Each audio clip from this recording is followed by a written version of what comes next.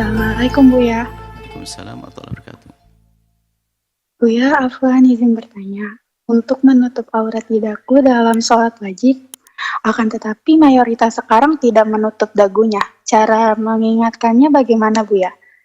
Satu pertanyaan lagi Buya. Di dalam lingkungan masyarakat terdapat agama selain Islam pas bulan Ramadan. Selain Islam, pas bulan Ramadan tiba, pasti ada yang membangunkan sahur. Cara toleransinya bagaimana, Bu ya? Jika agama selain Islam tersebut merasa terganggu atas hal tersebut. Syukran, Bu ya. Baik, sama-sama, Masya Allah. Apa tadi yang pertama? Dagu. Betul, selagi di dalam melakukan sholat, seorang wanita harus menutup auratnya. Aurat di dalam sholat seorang wanita adalah sekujur tubuhnya kecuali wajah dan telapak tangan. Dhahrun wa batnan, ini boleh terlihat. Punggungnya boleh terlihat, telapaknya boleh terlihat. Kemudian wajah ini adalah batas wajah. Jadi bawah dagu ini hendaknya ditutup, harus ditutup dalam mazhab Imam Syafi'i. Maka ditutup. Jadi mekena itu harus sedikit menjorok ke depan sini, sehingga menutup bagian dagunya. Bukan bagian dagu, bagian bawah dagu. Ya, bagian bawah dagunya ini. Kemudian cara mengingatkannya adalah yang halus, yang indah.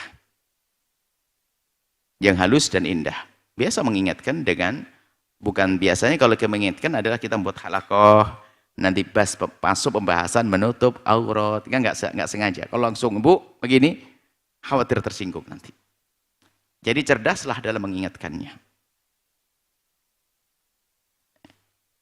Tentunya di sana ada orang, mungkin waktu Anda umroh dan haji, ada sebagian orang yang tampak sembrono dalam urusan aurat, akan tapi itu bisa jadi itu karena mereka adalah pengikut madhab selain dari madhab Syafi'i misalnya. Madhab Malik kan sedikit ada keringanan dalam hal-hal semacam itu. Baik, apalagi orang-orang yang mungkin orang tua, orang sepuh itu untuk menjaga auratnya kadang karena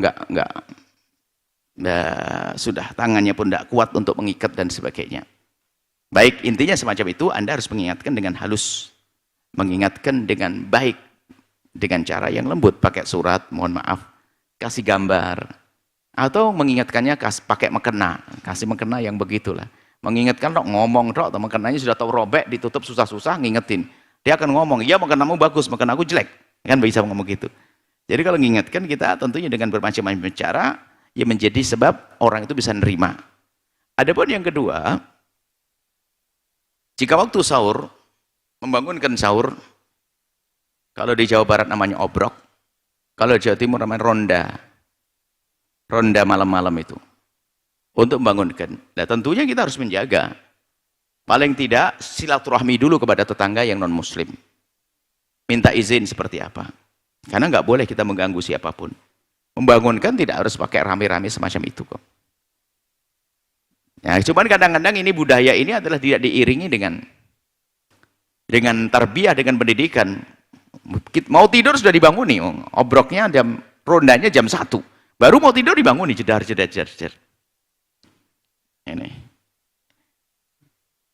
Ini adalah nggak benar kalau ganggu orang.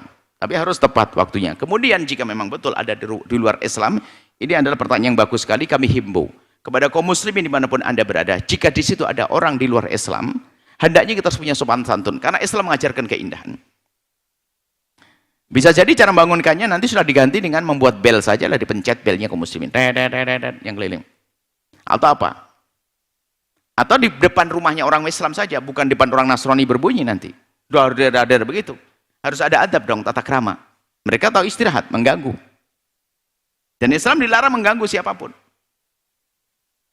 Baik itu. Jadi adab harus ada. Pertanyaan yang bagus, insya Allah nanti harus suarakan, harus beradab. Mungkin rambu-rambu mengadakan obrok atau ronda, membangunkan orang yang lagi puasa dengan tata krama. Kadang itu mengganggu orang yang muslim juga. Karena seorang muslim mengganggu, saya mau tidur sudah dibanguni. Saya sudah ngerti, jam 1, belum waktunya sahur sudah dibanguni. ramai depan rumah. Akhirnya dia kesel terus sama orang. Baik, semoga Allah menjaga semuanya, menjaga hati, ya. Kemudian menjadikan kita istiqomah dalam kebaikan. Dijadikan kita orang yang bisa mengajak kepada kebaikan, yang bangunkan tapi cara yang benar. Ngajak kepada kebaikan cara yang benar, bukan mengganggu orang lain. Wallahu a'lam bishawab. Sahabat Al-Bahjah TV, setelah menyaksikan video ini, jangan lupa bersolawat kepada baginda Nabi Muhammad. Shollu ala Nabi Muhammad. Allahumma sholli alaihi wa ala alihi wa sahbihi.